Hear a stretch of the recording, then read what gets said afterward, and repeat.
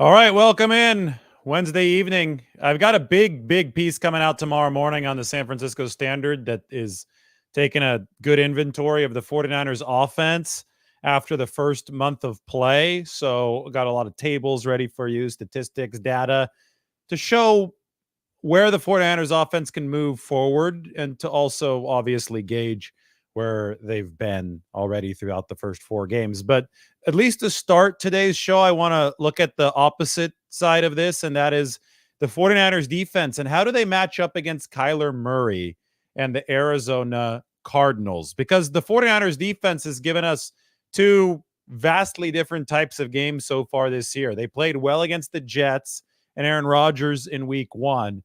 And then I thought they were terrible through week 2 and 3, especially in week 3 against the Rams. Sam Darnold is playing at a really high level, that Minnesota game in week 2. So the further in the rearview mirror that gets, the more it looks like a respectable loss for the 49ers, but they still gave up way too much on third down. And then against the Rams, it was just atrocious because that Rams team was beaten up.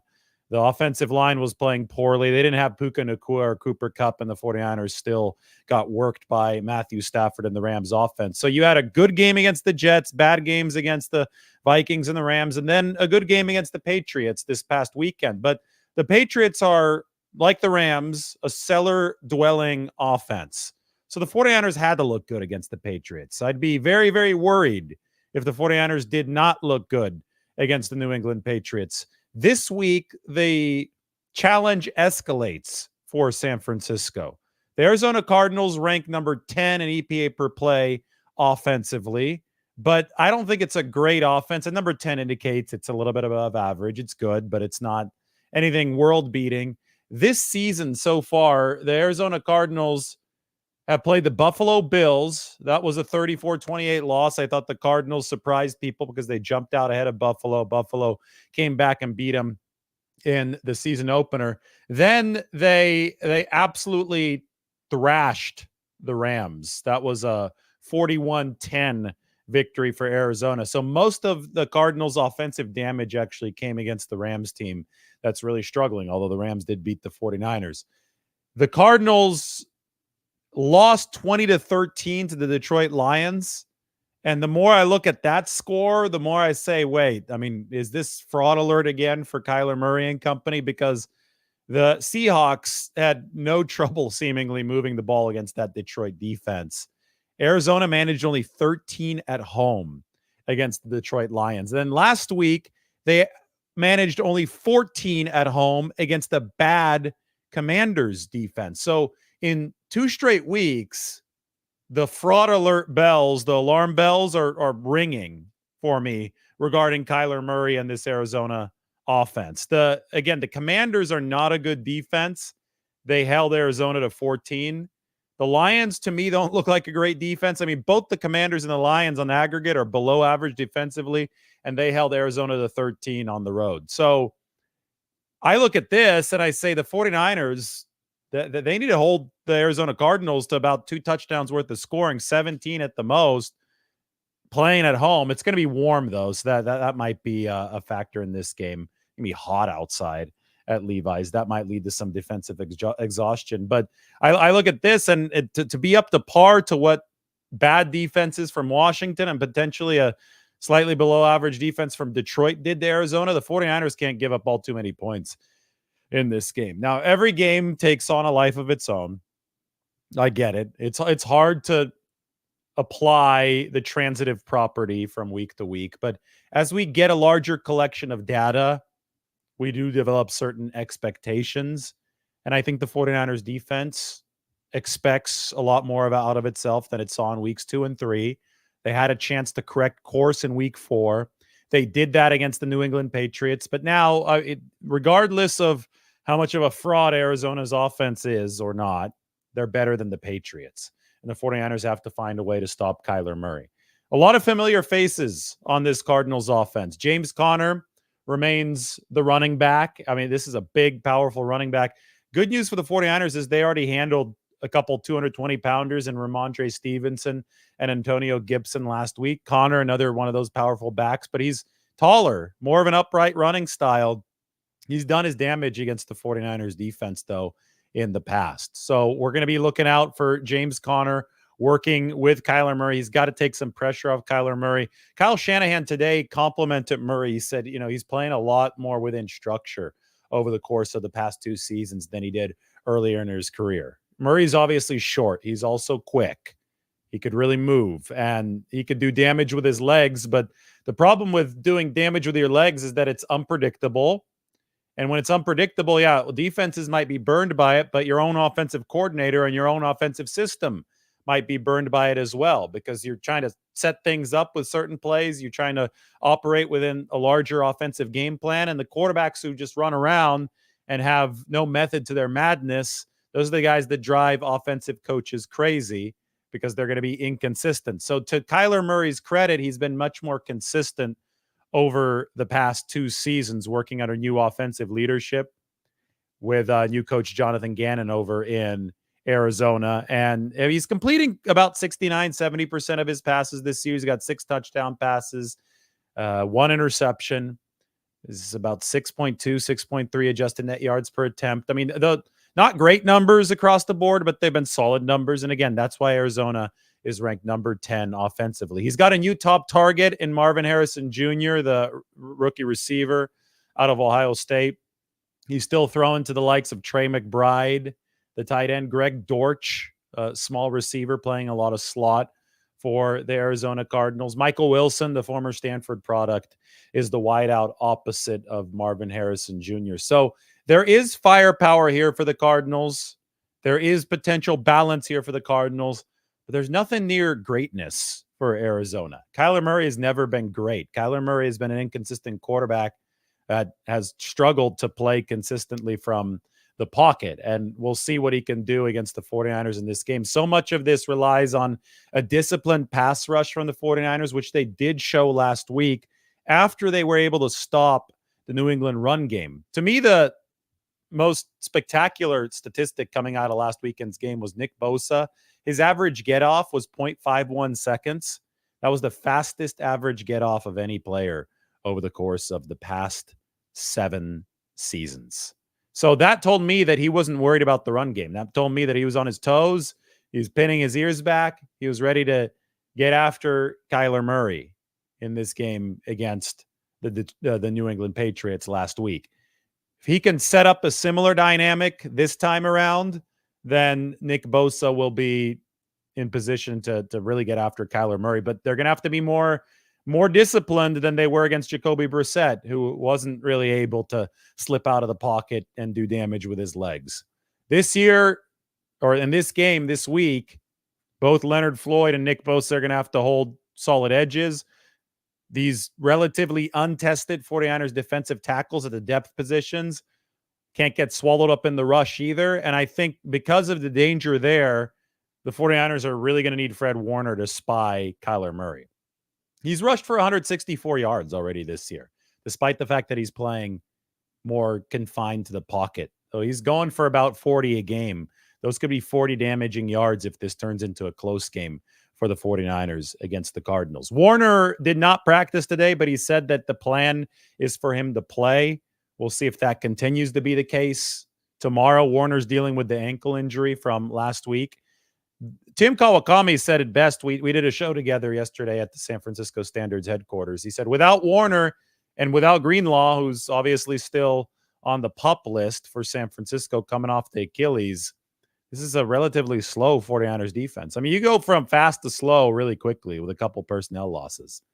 And that's just the kind of league that it is, that there's not that big of a margin in this league. And Warner is extremely fast at linebacker. Greenlaw obviously moved well before the Achilles injury. We'll see how he comes back for the 49ers. But when you're talking about that middle level, all of a sudden you lose a lot of speed without those two guys. So they're going to really hope that Fred Warner can play in this football game. As far as matchups go, the 49ers have been running a hybrid of zone and man. I think that Deommodore Lenoir has actually been playing as their best corner, although Charvarius Ward took a step up this past game. He's probably healthier against the Patriots. How they cover Marvin Harrison Jr. is going to be really interesting because he's obviously the top target for the Arizona Cardinals. Run game wise, I was really impressed with the 49ers defensive effort last week. And that went across the entire defensive line, and it went to the backup linebackers who obviously had to carry a bigger load after Fred Warner exited the game at halftime. Devondre Campbell on the very first snap of the game timed up his run blitz perfectly and was in the backfield. He's a good run-stopping linebacker when he's on, when he's clicking. He was an all-pro just a few years ago. That kind of stuff is going to be really important against this Arizona team. It's important every single week, and every NFL offense is going to strive to get balance, but some offenses are going to be more dangerous than others when there is balance. And this Cardinals team, because their quarterback can run, because they've got a wide receiver one who's explosive, who the 49ers haven't seen yet, balance could be really, really, really tough for the 49ers to defend. Hell, even when the Cardinals didn't have Kyler Murray available to them, when they were able to run against the 49ers, it was big trouble. I think of the 2021 game with Colt McCoy. They put 40 plus up on San Francisco back when Cliff Kingsbury was the offensive coordinator. That was Connor, and it was Eno Benjamin. Remember him? I think Eno Benjamin was probably college teammates with Brandon Aiyuk at Arizona State, maybe even Ricky Pearsall at Arizona State, possibly. Have to dig back far into the archives for that. But he ran over Drake Kirkpatrick in that 49ers Cardinals game, just smeared him on the field. That was a low point for San Francisco's defense in 2021. Giving up 40 plus to Colt McCoy's Arizona Cardinals. Everybody wanted DeMeco Ryans fired after that game. That was his first season coordinating for the 49ers. But they turned it around. They found out a way to stop the run. It was by moving Eric Armstead in full-time alongside DJ Jones on the inside, and 49ers improved that way. They didn't really have cornerback firepower. They still finished, I think, number 23 against the pass. That pass defense ended up being the 49ers undoing that season. Remember, they blew the lead against the Rams in the NFC Championship game. They had to go out and get Charvarius Ward after that season because it was so bad at the cornerback position. But still, DeMeco Ryans figured it out. And by 2022, the next year, with Charvarius Ward in tow, the 49ers were the NFL's number one defense again. Which way is the defense going to go this season? They're number 10 in EPA per play right now. They were in the 20s prior to the game against the Patriots, so there's still a lot of movement possible. The sample isn't huge. So last week we were at a point where you could go from number 24 defensively to number 10 with one good game. As the sample gets bigger, I don't think it's possible to make that big of a jump. In fact, a 14-spot jump this week would put the 49ers beyond number one. But they could, DVOA, it's funny. DVOA, defense adjusted value over average, is the 49ers defense at number 4 right now, based on the opponent adjustments. I don't think they're the number 4 defense based on what they've put on tape so far this year. I think number 10 is probably about right. They've had 2 good games and 2 bad games, and the 2 good games have indeed been impressive. And that one bad one against the Rams was the opposite of impressive. But it all evens out, and as we get a larger sample of games, including this one against the Cardinals, we're going to find out more of what the 49ers are all about defensively. I know I've been talking to Mike, and he's been worried about the 49ers defense. He says he has zero faith in this unit. He could vouch for me if he put something in the comment section. He says he has zero faith in this unit, and he's not sure if they're going to corral Kyler Murray and company, especially with some of the injury report with Fred Warner right now not practicing. I do think he's going to play, though. He's played in 114 of 115 possible games in his career. Fred Warner's as close as there is to a true Iron Man. I'm going to answer some questions about this, but first I want to talk about Mike Silver, awesome guy. He wrote an article today talking about, and I think he prefaced it by saying he doesn't think this is feasible. I'm here to tell you why a Davante Adams, Brandon Aiyuk trade is unfeasible. A lot of people just think that you could trade players willy-nilly in the NFL. Well, you really can't, especially right after you signed a guy to a huge contract like Brandon Aiyuk. So I'll explain. This is what the deal for Brandon Aiyuk looks like. You see low base salary here in 2024, low base salary in 25 and 26. Well, the reason the base salaries are low are because they gave Brandon Aiyuk a massive signing bonus, $23 million. Let me remove my head from this chart. They gave him a massive signing bonus at 23 million, and then they gave him a ton of money in prorated guaranteed option bonus money. I don't think all of it's fully guaranteed, but a big chunk of it is guaranteed. A total of 47.8 million in these prorations. So what the 49ers did is they stretched the cap hits out for Brandon Aiyuk like an accordion over several years. You could do that with this signing and guaranteed option bonus money. You could stretch it out like an accordion. The problem, though, is that you're committed to the guy through cap measures, because if you do cut him or trade him, all of the money that's spread out like an accordion over future years rushes in. It accelerates to hit the cap. It hits the cap right now. So in the case of Brandon Aiyuk, you would see all of this 23 million signing bonus money, only 4.6 million is hitting this year. All of it would accelerate to hit the cap immediately in 2024. The option bonus money, the vast majority of it, I don't know exactly how much, but tens of millions would rush up to hit the cap in 2024, to the point where you would have to incur a total of $45.8 million to trade Brandon Aiyuk, because the money that was stretched out over the future would be hitting the cap right now. $45.8 million. In fact, it would be $40.1 million more expensive to keep Brandon Aiyuk than to trade Brandon Aiyuk than to keep him. You're still at that point in the contract. You're still going to be at that point for the next couple of years. You're essentially married to this deal for 2 years, unless you want to see a massive salary cap splash hit right now. And the 49ers, I mean, they do have a lot of room right now that they're planning to carry over to pay Brock Purdy later. I'm not even sure if it's more than 40 million. Let me look at my 49ers cap sheet. I should have this memorized, but I don't currently. We'll look at 49ers salary cap, if I could find it. It's been a while since 49ers salary cap. Here we go. Yeah, the 49ers have, I think, about that 40 million for this. I'm more worried about 2025 space. I'm going to look this up just to be sure, because when we talk about 2025 space, that's when Brock Purdy's new deal will be negotiated. It's saying 56 million according to over the K. Yeah, so they're at about 56 million of 2024 space that they're planning to carry over to 2025, most of it. Now, they have some room for in-season trades. So in the case of Aiyuk, if you decided to just shoulder all of the dead money right now, if you said, I'm giving up on this, I don't like him wearing red shorts, I want Davante Adams instead, you would have to shoulder the amount of money that I put up on the screen here earlier. That's this. You'd have to shoulder $46 million in dead money right now for Brandon Aiyuk, plus Davante Adams' salary for this 2024 season.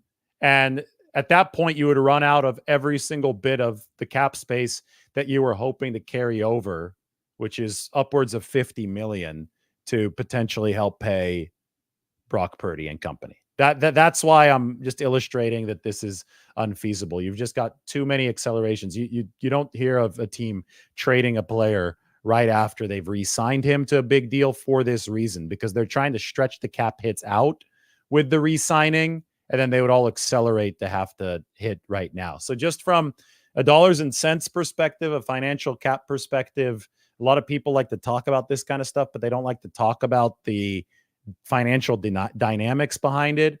And those are the financial dynamics. I don't know how to explain it in any simpler terms. It looks right now, based on the reporting that I'm seeing, that Davante Adams is trying to force his way to the New York Jets, which I think would make the 49ers happy. He'll remain if this happens, he'd remain in the AFC on the other side of the bracket.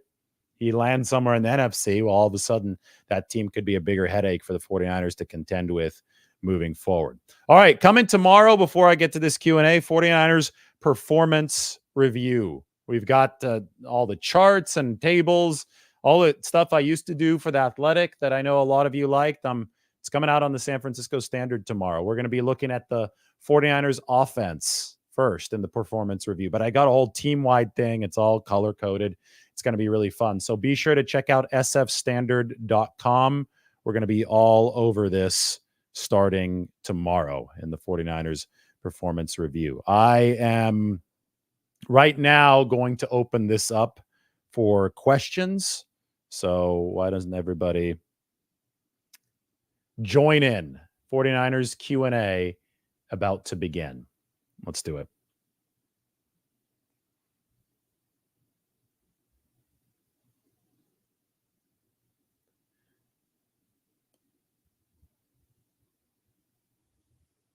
Rawl asks, didn't BA and Purdy practice together a lot in 2022 before he came up as QB? There's a history there. No, they didn't really practice together in 2022. Brock Purdy was the scout team quarterback in 2022, so he was working with non-starters. Brandon Aiyuk was obviously a starter. There is a lot of chemistry between Purdy and Aiyuk, but it was developed on the field after Brock Purdy was named the starter after the Jimmy Garoppolo injury in 2022.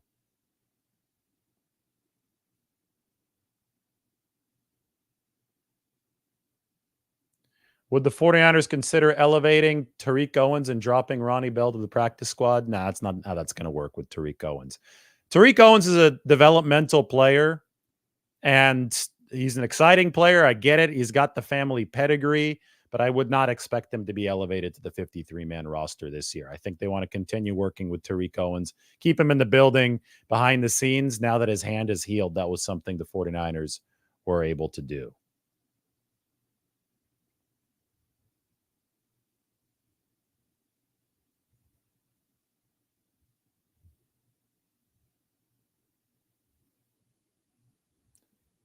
As Kurt says, Owens is in development.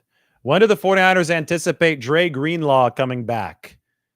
That's going to be around mid-season is what they're saying right now. Their bye does happen to fall right around mid-season, so it could be around then for Dre Greenlaw. That's around Halloween. I saw him today in the locker room. I always have a chance to say hello or at least briefly talk with him. He's playing basketball in the 49ers locker room anytime that he's in there, and I'm in there at the same time. So he's staying active. I think, both legs, both calves look equally sized now. It's always a problem after an Achilles injury. One of the calf muscles atrophies, right? Because you're not able to use it while that Achilles is healing. So I think Greenlaw's done the bulk of his rehab. I do think that we're on the home stretch here, and the 49ers have been talking about a midseason return.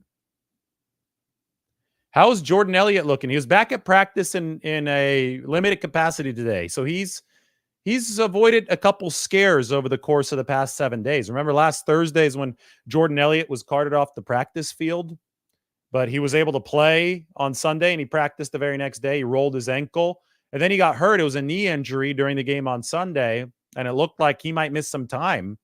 I don't think that Kyle Shanahan was fully convinced that this was minor on Sunday night, but all the imaging and everything came back, and on Monday, they said it was day-to-day for Elliott, and he was back out on the practice field today. So that was good news for the 49ers. Pearsall is close, but he's not quite there as far as being able to come back for San Francisco. So they're not going to open the practice window until they feel comfortable with him practicing. I will tell you that Ricky was off on the side working out today with Fred Warner and D. Winters. And Kyle Shanahan did say, quote, really close. Ricky Pearsall is really close to being out on the 49ers practice field again. So they opened the practice window for Kalia Davis today, and Kalia could take that 53rd and final roster spot for the 49ers. They still have one more to help the defensive tackle rotation this week. He doesn't have to take that this week if practice doesn't go well, but I think they're counting on Kalia Davis to be back sooner rather than later. With Ricky Pearsall, they can open up his practice window at any time, but at this point, I think they're going to wait for next week so he can get a full week. You've got 3 weeks to activate a guy to the 53 after you open their practice window. So you don't want to open it too soon, just in case you don't feel he's quite ready to practice yet. And I think that's where Ricky Pearsall is. They think he needs a little bit more time to be ready, and that could be next week.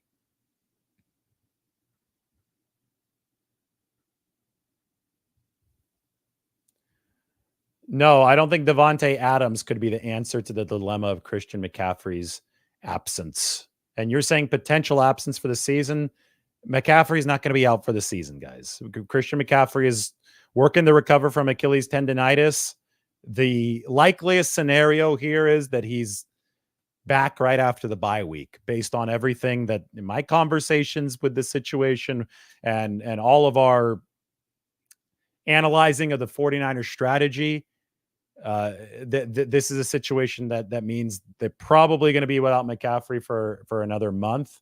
But even if they were not with him for the whole year, Davante Adams, yeah, that would improve the receiving room.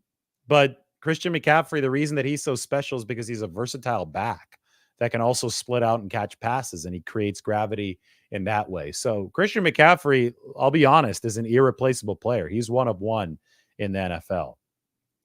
Nigel asks, how's Hufanga? Back out of practice, limited capacity today. Said he's doing well. So he rolled his ankle last week. That obviously shelved him for the game against the New England Patriots, but I think he's on track to be back here against the Cardinals.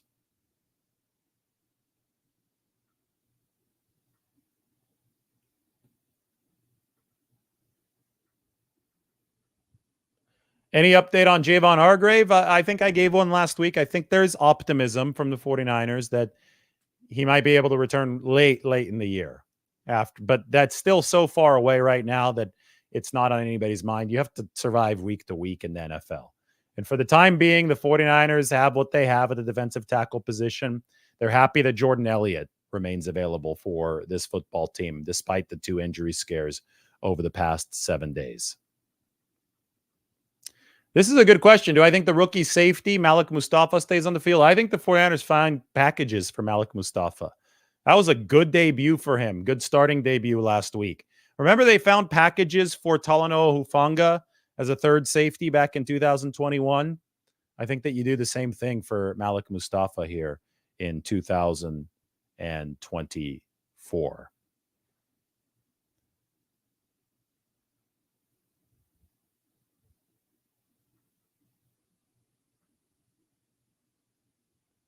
Feliciano's somebody that I'll ask about. I haven't seen him in the locker room. He did have an operation on his knee. It wasn't ACL or anything, but he did have to have a cleanup procedure. So I would think that the earliest that the 49ers would possibly see somebody like John Feliciano would be mid-season. It's interesting to me because that offensive line right now, I think that the worst pass protector so far this year has been Aaron Banks at the left guard position. Spencer Burford is waiting in the wings. He's no longer starting at right guard. Pooney, I mean, you could argue he's been the best pass protector for the 49ers this season. So they're fine at right guard. Jake Brendel started off really bad. I think it's gotten a little bit better at the center position. We've been talking about Feliciano, if he returns, maybe as somebody who could give the 49ers an upgrade over Brendel. Maybe. But I'm also wondering what happens if guys get hurt, if somebody like, you look at the offensive line, and if somebody like Spencer Burford does get an opportunity to enter, he's been working out at tackle. He's also obviously capable of playing guard. Would Burford be a permanent addition to that offensive line? Has he improved enough? Feliciano might be playing the last year of his NFL career. He hinted at such when he re-signed with the 49ers. I think that was on Instagram. And he's a versatile guy. He's played across multiple positions in his career. So once he does return for the 49ers, it will be interesting to see where their biggest need lies along the offensive line.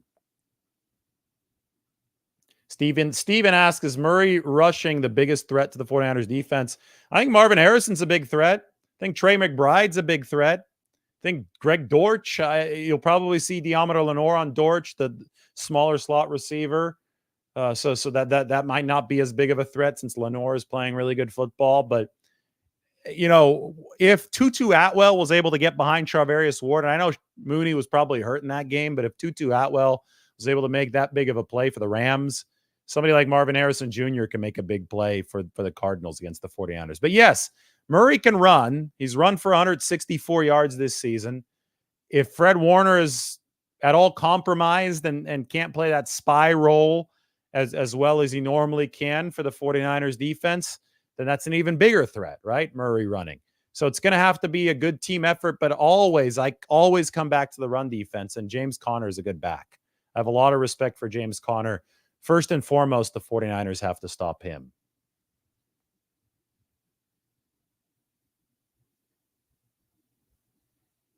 As Bo says, Connor's a bruiser with deceptive speed. Yes, he can run people over. He has run people over before.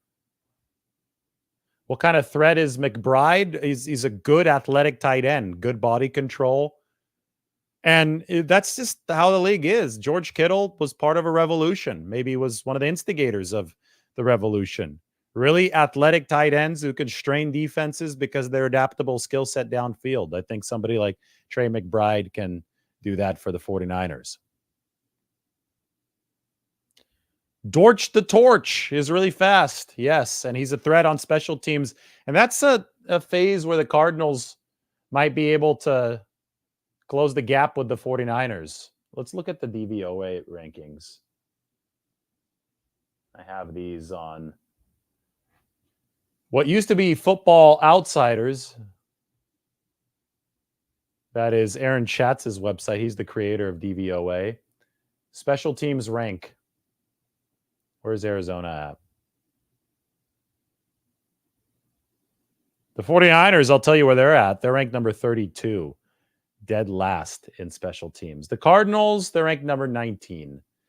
So they're not great, but they're doing better than the 49ers. Just got to clean stuff up. They're favored by over a touchdown against Arizona.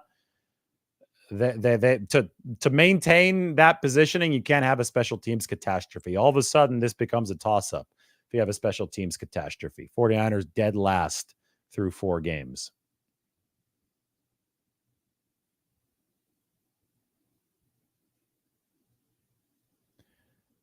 And since they're dead last through 4 games, Bo Adams doesn't want to talk about special teams. But we better talk about it because the 49ers better fix this. Otherwise, it's going to derail their Super Bowl chances. It's been something different in every single game for the 49ers too, right? Started as an issue with back in week 2, punt coverage. Well, punt block. They got their own punt block. So punt blocking of like pass punt protection. Let's put it that way. Then week 3 against the Rams, horrendous punt coverage. Then week 4 against the Patriots, kickoff return for the 49ers. I don't think the kick return or the punt return has been good throughout. They were going without a disastrous play.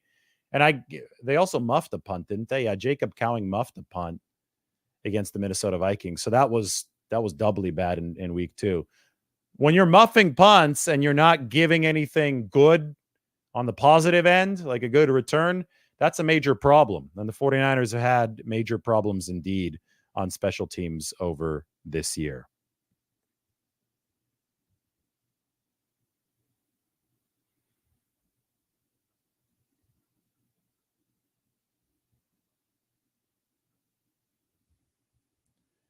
Where does the Niners defense rank after the Patriots game? In EPA per play, number 10. They moved from number 24 all the way up to number 10 with that game against New England. Quite the climb for San Francisco.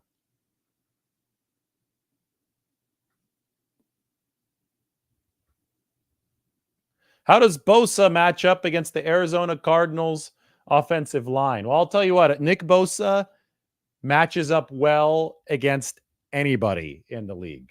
And even the best tackles, I think I've seen him beat Trent Williams at training camp for the 49ers. But the Cardinals line, it's interesting to me because it's changed a bit. They don't have DJ Humphries anymore at one of the tackle positions. They have Parrish Johnson Jr. at left tackle and Kelvin Beachum, used to be with the Jets, at right tackle. Kyler Murray, to his credit, has hung in there behind this offensive line, which isn't great, but he's hung in there, and I think he's delivered from the pocket. He's taken off and run. He has to sometimes just to see over the offensive line. To his credit, he's done fine, but I don't think that he's faced a pass rush with a premier piece like Nick Bosa quite yet. And Bosa was doing stuff that we hadn't seen in 7-8 years last week with the 0.05 second get off. So when you look at Nick Bosa, if he has the support of a good run defense, of which he is part, obviously, he's gonna get after the quarterback. He's in tip-top shape. I think he's looked really good so far this year. Another thing is that Leonard Floyd has looked really good on the other side. Leonard Floyd's number 10 out of all defensive linemen in the NFL in pressure rate this year. He's the guy that got up into Jacoby Brissett's face to set up the interception to Fred Warner. We've got Kyle Shanahan talking about Kyler Murray. I think that this could be useful for those of you who want some intel from the 49ers. So why don't we have a listen into Kyle Shanahan talking about Kyler today at his press conference. So much more comfortable. I thought he looked really good last year when he came in, just watching their offense, seeing him in that new scheme for the first time. I think you got to sit back and watch other guys do it. And then him coming in, you could tell he really consciously tried to play within the confines of the offense, and which was different to see just how the scheme was before. And then always when he isn't playing in the confines of the offense, how he can be is the scariest guy in the league. So Kyler's always played at a pretty high level, and when he's healthy, and he's doing that right now. Schedule previously? Yeah, more off schedule. Just the style of it. This one, it's similar to a little bit of what we faced last week. With the Cleveland background of offensive scheme and everything, and just watching him get in there and operate it after watching Dobbs and some other guys operated earlier in the year. You could see, he's going to always put his wrinkle on everything, but you could see he was really taking coaching and playing within the scheme, and when it was time not to, doing what he does as good as anybody in the league. I think that's self-explanatory. Anytime you're about to face Kyler Murray, you have to be ready for the off-schedule stuff. Even if he's playing more within structure than he has in the past, and the past 2 years, I think, have been good for Murray in that regard. Even if that's the case, he's going to run. It's still Kyler Murray. It's still a shorter quarterback who has trouble seeing over the line that needs to default to that to make plays, and it benefits him because he's so quick, right? It's like trying to catch a squirrel. He's very, very quick. So the 49ers have to be ready for the outlets that Kyler Murray is going to take away from the pocket. They have to stay plastered in coverage downfield. I saw a question about the 49ers secondary and how they're holding up. This is from Steven Williams. Well, we'll see how they're holding up after this week, because Kyler Murray is going to extend some plays. It's inevitable. The defensive line could do the most disciplined job ever, but Murray, he's the kind of guy that could still get away from some of those situations. So it's going to be important for the coverage to stay stuck on the back end. The Patriots didn't really test the 49ers in that way. The Patriots had the fewest pass yards on throws of 10 or more yards downfield. So the Cardinals are going to test the 49ers in an entirely new way this week.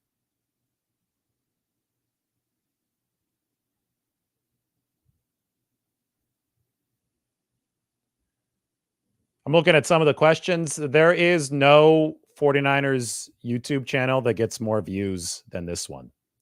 There's also no 49ers YouTube channel that has somebody's name on it, like mine right here, David Lombardi, that has more subscribers than this one. So I think that we have won that battle, and you can stop with all of your misinformation in the comment section. We are definitely the most viewed 49ers YouTube channel. So thank you guys all for coming out. You have made us number one. We have surged to number one in a very short amount of time. It's been my pleasure. It's been a lot of fun, and I look forward to building our lead to massive levels. As Andrew says, we're cooking.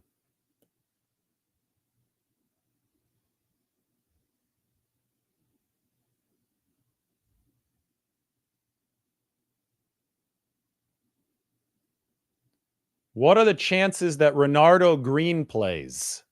They're integrating him into the lineup. He played 23 or 24 snaps on defense last week, and Isaac Adam only played 15. Now, They were planning to get Renardo in the second half, and they did, and there ended up being more snaps to go around in the second half. It actually wasn't a reflection of Isaac's play last week. Isaac Adams was good. I don't think he was good against the Rams, but he was good against the Patriots. Made a big pass breakup early. Remember, Isaac Adams had the big pass breakup to seal the game at the very end against the Jets. So that was...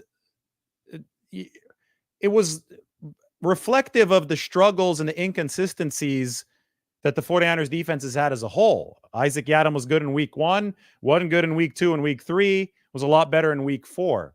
The 49ers naturally want to get their second round pick, Renardo Green, involved in the mix. And with that, Renardo will get some preset snaps, but I don't think that they're looking to fully just bench Isaac Adams at this point. I think Renardo can play his way into sole possession of that role, but that's something that's going to take a while. And that's, it's a luxury to have a veteran like Isaac Adams on the team. Even if it's going to be Renardo's spot in the long term, you don't have to rush it. You can incrementally work him in.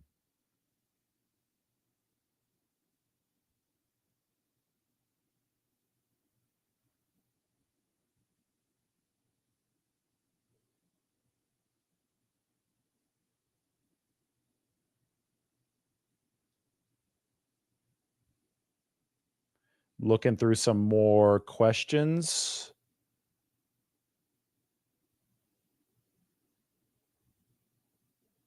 Mike asks, does Kalia Davis play this week and what role will he have? Well, it's going to depend on how practice goes for him as he ramps back up. But he's going to be part of that rotation that I think if Kalia Davis is ready to go, then Evan Anderson probably sits down on the practice squad. Remember, you only have 2 call-ups per practice squad player. So they've used 1 for Evan Anderson. He was the 4th member of the rotation. He replaced Javon Hargrave, who obviously went to injured reserve. So Kalia becomes part of that rotation this week. If he's still not ready, then you can call Evan Anderson up again. But I think that you want a faster moving defensive tackle with Kyler Murray on the other side. Evan Anderson was more of a run stuffer, and that was great for a game against the Patriots, who are less explosive. But Kyler Murray can really move. So the former stack linebacker, Kalia Davis, might be a better fit for the 49ers in this game if he can be ready.